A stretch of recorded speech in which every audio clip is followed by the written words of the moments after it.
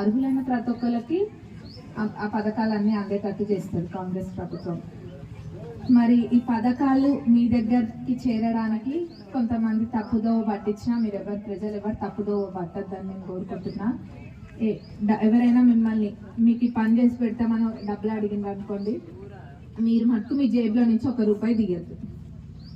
ఎందుకంటే అది ప్రభుత్వం మీకు ప్రజలకి చేస్తున్న పని. కాబట్టి ఎవరైనా, ఏ అధికారులైనా లేకపోతే ఇంకెవరైనా కానివ్వండి, మిమ్మల్ని డబ్బులు అడిగితే ఎవ్వరూ ఇవ్వద్దు. అది నా దృష్టిలోకి తీసుకురావాలి. అట్లా ఎవరైనా చేస్తే తప్పకుండా నేను చర్యలు తీసుకుంటా. నేరుగా నా దృష్టికే తీసుకురావాలి. ప్రజలు ప్రభుత్వం మధ్యలో ఎవరు లేరు, ఇది గుర్తుంచుకోండి. ఎవరేం చేసినా నేరుగా నా దృష్టికి తీసుకురండి.